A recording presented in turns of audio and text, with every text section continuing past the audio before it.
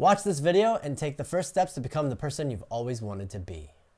Like a werewolf, like an astronaut, like a pony, like this guy.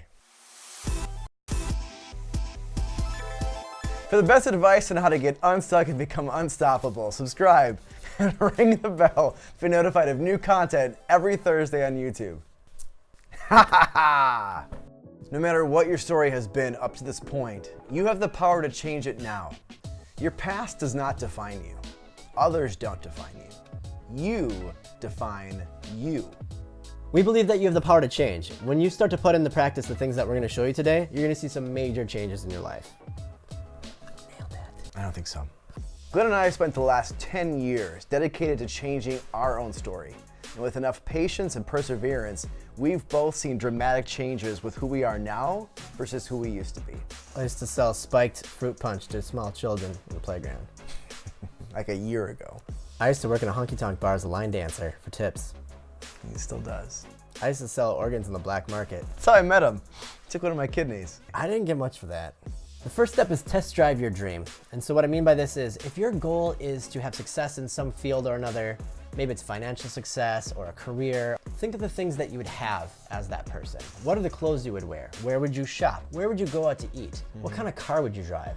So what you can do is go test drive that car, or buy yourself some clothes that make you feel like that person. It's trying it on. One of the things that I've always dreamed of doing is traveling the world, especially going to Paris. It's been a lifelong dream, and I'm going next month.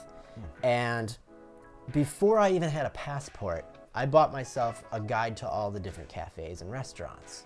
One of the other things that I like to do is drive through a neighborhood that I want to live in once I have the financial means from building our business. And so I like to look at the houses and picture which one I'd like to have, and I imagine having parties at them, and I just think, which one of these would be my place? When you think about it, it's like Home Alone, you know, but this time you're the bad guys. They were really just trying to step into, they were trying to test drive their dream, and that little booger of a kid got in their way, didn't he? One of the other things I like to do is explain to the police why I'm lurking around the neighborhood at 3 a.m. I'm just gonna live here one day, officer.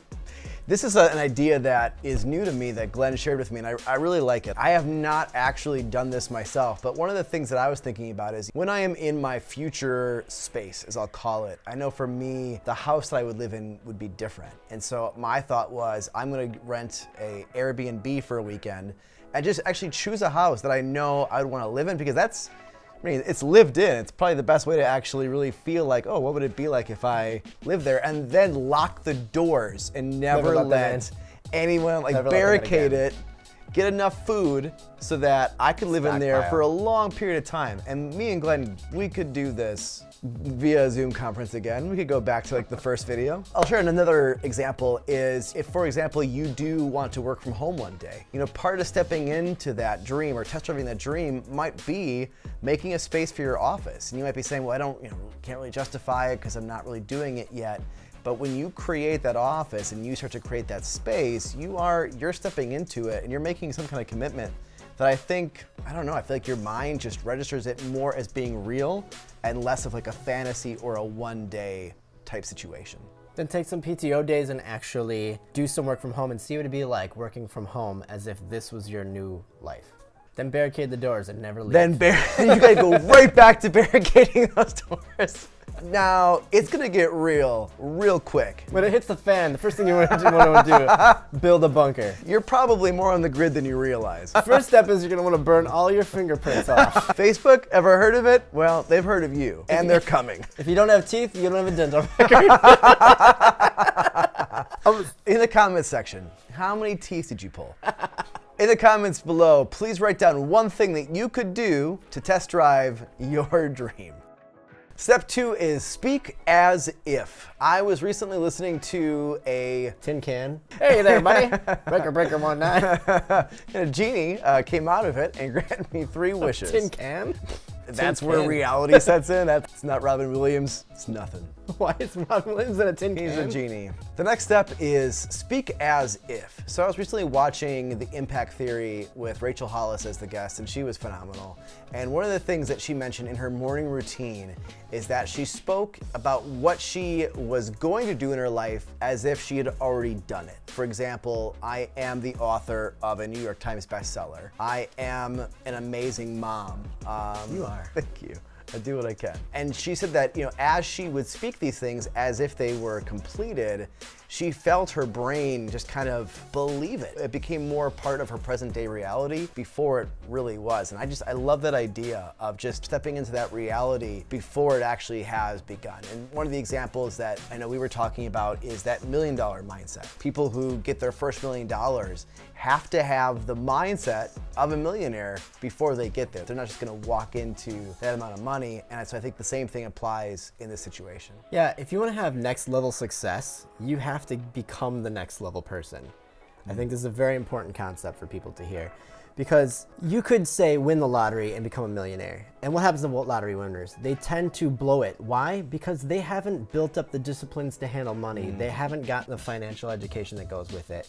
They don't have the success habits in place to be able to handle things like that. If you're hoping for this level of success, but your habits are here, if you accidentally have some success, oftentimes what happens is you'll fall back down. And what's good about that is you may learn from that, and you might shore up a little bit and become better for it and actually reach that level, having realized that you need to get better at your game. But like I said, you just really have to become that next level person. One of the things that I was just thinking about as you were saying that is, let's just say, for example, you do want to be a New York Times bestselling author, right? As you say, I am a New York Times bestselling author. I think for me personally, as I say that out loud, immediately my mind thinks, do my behaviors coincide with that? Are the things that I'm doing coinciding with that reality? And if they're not, it might give you some insight on some of the habits that you need to change to step into that new reality. From what I've read, this creates some kind of cognitive dissonance for us. If what we're saying out loud and we keep saying it over and over is so far from a reality, our minds need to do something to kind of mend that gap. This is often known as manifesting, which can have a bad rap. It can sort of have this vibe of being sort of this voodoo, mystic kind of, I say some magic words and suddenly the things I want are gonna come to me, versus putting in the work. But from a scientific standpoint, if you're setting your mind and your intentions on things on a daily basis, it's top of your mind. It's in your thoughts. You're focused. And one of the greatest ways you can do this is not just to speak as if one time, but repeatedly, day by day. And a really great practice for that is something that I've recently started doing. I wrote a 90-day letter. And here's how you can do this. You basically say, what is your intended goal for 90 days from now? Write yourself a letter saying, Dear Glenn, thank you so much for, and in my case, my goal is to build this channel to over 1,000 subscribers in 3 months. Thank you so much for putting in the time, for building the channel, and putting in the work. You are now enjoying the success of having surpassed 1,000 subscribers. And then you just kind of go on from there. If you got some other goals you want to put in there, put those in and check in every day, set your intentions, remind yourself of what that goal is, and you're gonna find an increased level of success as a result. Before we move on, write in the comments one goal that you have for the next 90 days as if you have already attained it. The third step is choose your thoughts. Glenn and I have a very passionate perspective that you are not a victim of your thinking, that you can make the choice of what you think about. I know for myself, this has been a long fight in my life as a classic overthinker, especially as someone who for the most part of my life has been a very negative thinker. The narrative in my head is in the past just completely unkind to myself. And so I've been working on changing my thought life. But there's still one issue that I fall into that I realized that happened last week. And that is sometimes negative thoughts can come into your mind, and instead of just stopping them, you dialogue with them. And so maybe a thought will come up that maybe I'm not enough, right? And so instead of just shutting it down, I'm like, well, here's why I am. But then all of a sudden my mind, which is very good at being negative, is like, yeah, but here's also why you're not. And so I found myself in this spiral where I just kept going back and forth with these negative thoughts that were entering my mind.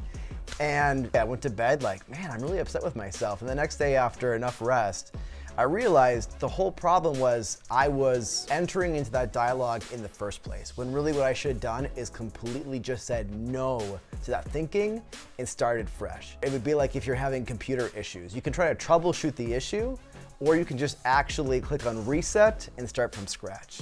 So if you find yourself in a place where you're just thinking negatively, my advice would be don't dialogue, don't get in the argument, just actually say, I'm saying no to that, and then have some kind of positive statements that you are going to be restarting your mind with, something about yourself. So if the narrative is I'm not enough, you stop, you say no, and then your first restart is I am enough. End of argument. This is just the truth I'm living in. I'm not gonna brag, but that was really good. If you are a classic overthinker, check out our other video, How to Stop Overthinking Everything. One of the things I learned from the book, The Power of Now by Eckhart Tolle, was you don't have to identify with the things that you think. Your thoughts are not who you are. Although you can use your thoughts to shape your identity and shape who you want to become, you don't have to agree with everything that comes in your mind. And so you can realize that you're just the observer and let your thoughts just float by you. You don't have to engage with all of them, as Aaron said. Watch out, Eckhart, I'm coming for you. Got a new book. The Power of Right Now. Power Now. of Right Now. That. Power of Tomorrow, because today is almost over. It's from the office. I know. I had to explain it. I know. Step 4, step into the arena. Let's say you've got a goal of becoming a famous author. That means that you need to spend more time maybe in bookstores, in the bestseller area. Maybe you should go to some writing clinics. Start going to places where other writers go. If you're Ernest Hemingway, start drinking a lot. Ton. Fight a bull. If you're not getting drunk every night, you're never gonna make it. Step into it. Step into a Slim Jim. One of the things that I did to sort of step into the arena was I volunteered to be a mic runner at a conference where there were a bunch of TED Talkers, national bestsellers, and public speakers. I knew that if I was going to be running the mics, I might have an opportunity to maybe talk to these people. What's interesting is I actually got the opportunity to speak to an author and wound up on stage. And as I was on stage with my microphone, I was looking out across the crowd and I just felt like, yes, this is where I want to be. I am totally comfortable doing this. I know some people have a lot of stage fright when they get up on stage, but I was eating it up. I loved it. I was like in the moment thinking, this is me in my element. And that's stepping into the arena. So one of the things I'm going to suggest to you is you join a class or go to a conference or an event where you're going to learn about the thing that you want to do and you're going to meet like-minded people. Start networking, look for opportunities right now to get started. So let's say you want to be a doctor. Just go into any hospital and just start performing surgery on the first patient you find. Put the scrubs on, grab that scalpel, go to town. Dig in. Form a band, name it Jeff Leppard. Open up for Def Leppard. Hey, we got a free tool for you. We have created a worksheet that will walk you through the entirety of this video, every step of the way, so that you can use these tools in your own time to help change your story as well going forward. You're gonna find that link down below in the description of this video. I thought you were looking for it. Hey G&A fam, we have a challenge for you this week. Right now as you're hearing me speak, I'd like you to share this video with 3 of your friends that you feel could benefit from this video. It's our dream to reach as many people as possible and help them go from unstuck to unstoppable, and you can help us. So the more likes, subscribes that we get, the more that we get ranked higher on YouTube. Put on a police uniform and just start pulling people over. Fake your own tickets. Make your own reasons for pulling them over. Are you aware of how good looking you are in that shirt? Sir, do you know how handsome you are? That would be the first ticket you would give? Whoop, whoop, whoop, whoop, whoop. Man, if only I were an officer. It's like pull over more handsome men. I'm not judging you. I'm just thinking that's interesting. Never mind. I'm not going to explain it to you.